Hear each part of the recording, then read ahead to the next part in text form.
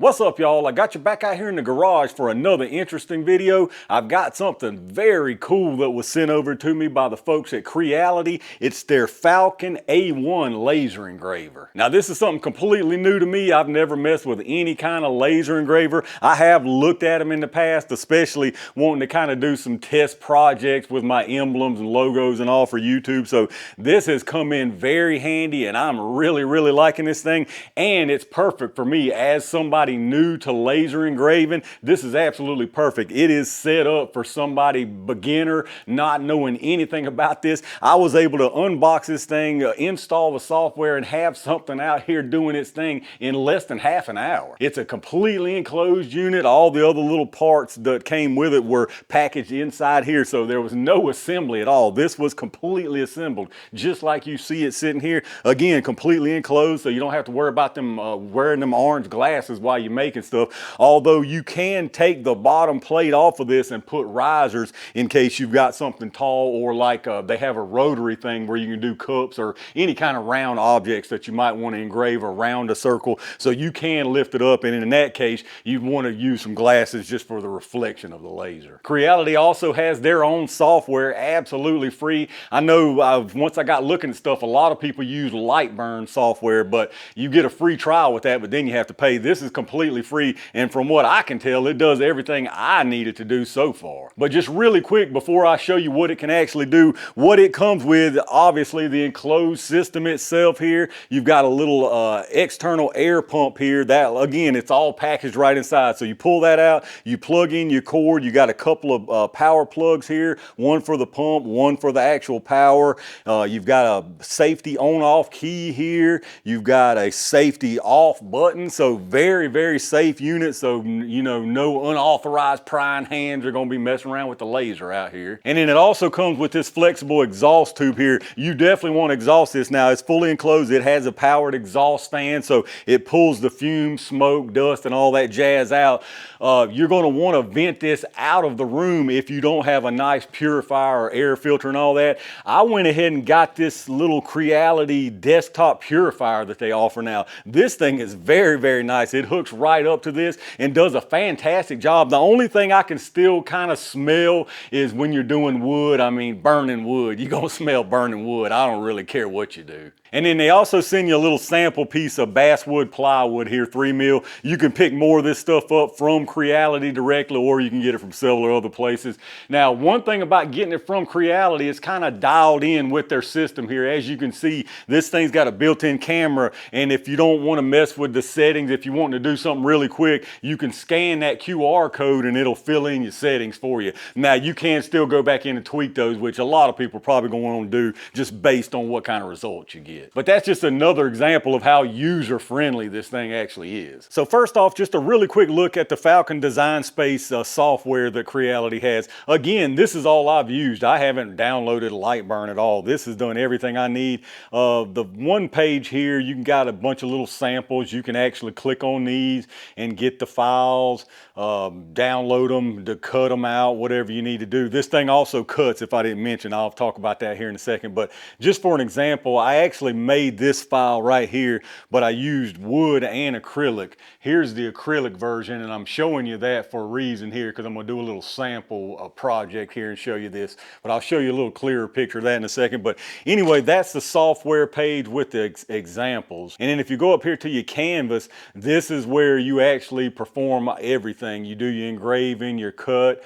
It shows your engraver here, the A1. It's got all your settings, your speed of your laser, and your power. And then this right here, this is where I was talking about. It's got the preset settings. So I'm going to be using red acrylic. So it's got the settings, and then it brings up your speed and power settings. However, again, you can change that based on your results. And I have changed that just a little bit, and I'll show you why here in a second. But I just wanted to show you really quick a look at the software. All right, so now to the the machine here, you've got a couple of doors. You got one on the front, one on the top. Now, if at any time you open one of these doors, it automatically shuts it off. It shuts the laser off or pauses the operation. So very, very safe. There's your overhead camera. This thing's got a camera. You probably saw it, or you can probably see it over there. That's a picture of what it was looking at. That's the previous picture. I'll show you once I set it up. Here's your little work bed here. Now, very nice work area. It's 12 by 15, which is a little larger than some of these same 10-watt style lasers. So anyway, this is the way it comes. Now, one thing you might want to get, I'll just talk about this really quick. When you start cutting things, or even some engraving,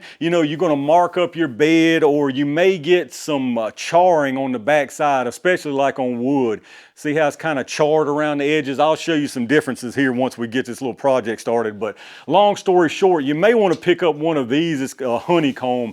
What this does is give airflow to keep the charring down. So I picked this up off of Amazon, but now they have released one to fit this entire workbed, which I did order, and it should be here tomorrow actually. So anyway, it also came with this piece of stainless steel to put in the bottom so you don't mark up your work area. This, again, totally not necessary. I just want to keep it looking nice and neat and keep the charring down. So next you take your sheet of material here, acrylic. Now a diode laser, I'm trying not to go into deep detail about these lasers, but long story short, a diode laser will not engrave on clear, like clear glass, clear acrylic, really light clear stuff. But there are some tricks, and I'll show you one here in a second. So it can be done, but just straight out of the box with a straight piece of clear, it's not going to do its thing. But this being red, it'll definitely have no problem. Now I actually go ahead and take the masking off from the side I'm going to be engraving, just because if you don't, it'll still work. You don't have to take this off at all, and it keeps, sometimes it keeps the charring down, especially on wood. But if you leave it on, you got to weed in between the little lines, and it just takes more problem doing that. So I'm gonna just take it off to begin with. Now once you get that set up in there, the only thing you really have to continuously adjust, and not really continuous, it's only if you change material height, is your laser focus. And they give you this little block. Pretty much everything, well, everything for engraving is on that top block. You'll only use these really close ones if you get to thicker material cutting, but on this one I've already got it set. All you do is just lay it down on here. You've got two little screws here. You loosen them up, you drop it down till it's flat on that little bar, and you can see it's catching now, and then you just pull it right out, and then you're focused. So then you close her on down, close the front down. I'm gonna go ahead and turn on this little desk purifier. This thing is actually awesome. It's got 3 speeds. I can probably use the lowest. Yeah, we'll use the lowest. Now what I'm gonna make real quick here is just one of these little round clear acrylics. You can see this when I engraved that Falcon that you saw, but I'm gonna do an eagle that I pulled up myself, just a Google search. You can pick up whatever kind of images, actual photos and everything, run it through that software. You can outline it and fix it up real nice. Again, if I were doing this off of camera, not on this video, I would put my honeycomb, but I'll show you what happens if you don't have a honeycomb. Again, it works perfectly fine. So we ain't even gonna, well, I'll frame it up. Now when you frame it, all that does is kind of run your laser in a square and make sure you're on the material where you think you are. So I know y'all can't see from there, but it's kind of tracing a little laser. It's not doing any kind of engraving, but yeah, I'm well within the borders there. So it goes back to home, and then you just hit start, and it'll actually start doing its thing and gives you a time here. Now this is saying 13 minutes, so if that's true, I'll have to cut that off and give y'all a little time lapse, but let me show you some other examples while that's doing its thing. Here's your really quick look of the start. I'm gonna let this run for a minute before I start this video back up, because since it's gonna be that long, and show you some examples. So you can see it's doing its thing. It'll do that whole engraving, and then it'll come back and cut the circle. Now while this is doing its thing, let me show you a few other examples. I talked about leather. Check those out. Those are the little self-adhesive pleather, I guess you would call them. That looks really nice. It did a really nice job on these right here. And this is engraved. This isn't just like wood burnt onto the surface. This is actually engraved down in there. So very, very cool right there. This is anodized aluminum, as you can see here. I did a few different examples. Some of them are images, some of them are outlines. Again, I just pulled that off of Google because it was really sharp, really, really nice, sharp image. You can see the differences on here on the back. I was trying different powers, different speeds. Over here, I kind of figured out what I wanted, and that's the one I did a little short on that one right there. But that's engraved. That's actually engraved into the surface, not just taking the anodize off. So, I mean, you can do that on all sorts of things. Use your imagination for our hobby, you know, slides, mags, all kind of stuff. Now, speaking of mags, as far as just black PMag style, you can engrave on it, but as you can see, it doesn't color it. So what you see with the engraved PMags most of the time, that's a fiber laser. So there are limitations to the different types of lasers, but what you can do if it's not black, as you can see, I just hit that with a coat of Creality camo color there. So that's super nice, really, really nice. Again, this is just an image I pulled off of Google and did an outline on it through the software. Now, of course, when you talk about the aluminum and stainless, no problem at all. Check that one out. That's what we're doing right there on that piece of acrylic. Very, very nice on this stainless. And again, that's actually engraved. That's not just the coating off of it. That's very, very nice. The cool thing with stainless is you can vary the heat and duration of the heat and kind of get different colors from gold to really bright silver. Here's something else I think is very, very cool. These are slate. These are slate coasters. You can buy the blanks here. You just buy the blanks, big packs of them off of Amazon or whatever. They got the little pads on them already. And then you can kind of do your testing as far as power and speed and everything. This one right here I did to see what it would do on 100% power and very, very slow. And I mean, it etched the heck out of this. It engraved this super, super deep, which I actually really like. You can see the color difference even. That's more of a tan, and it's really, really nice and coarse, and just it roughs up the surface. So this will do a fantastic job as a coaster. Now this right here is nice too, and I did this as a filled image. That's why it engraved the inside. This I just did as an outline and much weaker as far as the power. So you see it's got more of a silver color, not near as aggressive, but it still cuts through. So very, very nice. This is going to be really cool, these coasters. And then I mentioned slides. Now this one was Cerakoted, so you can do Cerakote. This is a stainless steel slide. Very, very small. I don't know how well y'all gonna be able to see that. But this one is Cerakote tan, so it's not showing up as much. I didn't have an old junk black slide. This is an old junk rock slide, something like that. I can't remember. It's total junk. It's all out of spec and everything. But as you can see, and that's engraved in there. Now, it's not some super, super deep engraving, but it's not just a surface take the paint off kind of thing. Now, here's something else that you can do with them that's really cool. This is a white paint method on white ceramic tiles, and it etches deep into these tiles. Very, very cool. The titanium dioxide in the white paint reacts with the laser, and it etches in like that. So that's really cool. You can do some nice photorealistic stuff with that. You can actually even engrave cloth with this thing. Now this was a test piece of denim I did to see just how strong I could go. You can see I found the limit right there. I think that was almost high. So if you go too much, I mean, it just shreds it. It eats right through it. This one right here is a little too strong, but this one right here is perfect. I mean, it didn't do anything. No compromise to the fibers. So that's really, really cool. Now again, you can't do different colors, but based on whatever color your material is, it's going to lighten it up like that. Now I mentioned this is a 10-watt laser, obviously not as strong as a 20-watt, 40-watt. So again, it may take longer on a thicker material, but the big benefit of the smaller watt lasers like this 10-watt is it's incredibly accurate, very precise laser. This is a little test file, a little ruler set, and I'm telling you, this is in plywood. This is basswood plywood, y'all. I mean, and look at the scale on those rulers. It's actually precise enough to use these wooden rulers. And I just cut these out of a file, just like out of this piece right here, as a matter of fact. And look on the back here, this I cut after I got the honeycomb. You can see there's no charring. These I cut without a honeycomb. You can see the charring. So not a big deal, but just something extra to think about. Here's something else you can do with the wood or acrylic. You can make these little puzzles or models or whatever. This isn't glued together at all. It's all press fit, cut exactly right. This thing is incredibly precise. There's no kerf to it at all, because I mean, it's almost amazing. It's thinner than a razor blade when you cut something out with this laser. And then I talked about the ability to do glass, and there y'all see it. That's glass right there.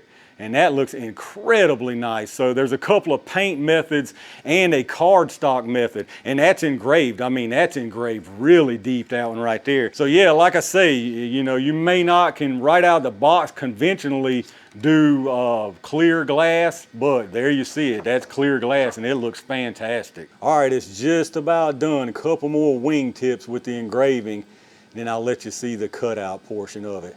It's pretty cool. It ramps up. That little air pressure thing I showed you earlier, that little air pump, that's actually forced air. It's blowing air on the tip and on the work surface right there for cooling, to get the dust and get the smoke and all out of the way. So you can hear it ramp up right there. Now you can see it cutting. It's going super slow. I've got it set to 100, so you can see it. It should only take one pass, because last time it only took one pass and I've only got it bumped down a little. So let me let it get on around there and I'll start you back up. All right, it's a little more than halfway now. I wanted to show y'all though, I want to zoom in on this blank circle. You can see the smoke coming out from underneath it. That's one big benefit of that honeycomb. It raises up your surface. You've got like an air cushion there, so more airflow. It doesn't heat the piece up. And I can definitely bump this down a lot. Like I was saying, those settings work pretty good, but you can adjust them, and sometimes they need adjusting. And like right here, I can tell I can speed this up big time. Even on just a single pass, this thing can be sped up a whole lot. Here you can see we're almost at the very last bit, so it'll cut that out, and then the laser should go to home, and we'll open it up and check out what we got. So I think this is a very cool process right here, y'all. You can do this on all kinds of different material. I can think of plenty of different uses for this. All right, let's check it out and see what we got here. I'll just open both of them. Now you can just take this and push it back out of the way. I usually push it to the back. So this should be separated. It looks like it's complete. Oh yeah, no problem at all. Now see, there's the problem without using a honeycomb, and once you get it too hot, you can see that was way too slow, so I definitely need to adjust that and make it a whole lot faster. And it makes a mess on your base down there, so as you can see, but there you can see that. Let me, well, I'll wipe it off right here in front of the camera. Just got some dust on it, but as you can see there, a little bit of blemish where it started and stopped. A honeycomb would also fix that, but I mean, that's really nothing. So then you can peel the backing off and you'll have your clear coaster there. Nice, clean, shiny piece of acrylic up under there. And there you see.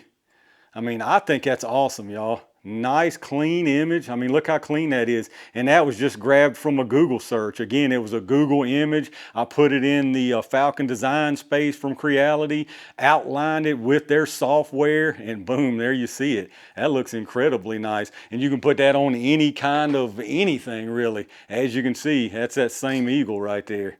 Very, very cool stuff, y'all. All right, y'all, I think I'm gonna wrap it up right there for this one. I'm sure there's plenty of stuff that I forgot to mention that y'all asking about, so I will leave some links down below, an affiliate link, so if you do pick one up, it does help the channel again, so I appreciate that. I've been messing around with this one for like a week and a half now, made all kind of stuff, and I've got some very, very cool plans for this thing as far as some merchandise. This way I can at least, if not make some small batch runs myself of some cool stuff, I can at least get some prototype and design some stuff and put it on different stuff to see how it looks, so it'll be a big help. Not only that, but now I know I can do mags and slides and stuff like that. I'm definitely gonna be putting this thing to use. But I appreciate y'all checking out the video and all the support to the channel. I've got some really cool stuff on the way, so stay on the lookout, and in the meantime, stay safe, stay prepared, and I'll see you soon.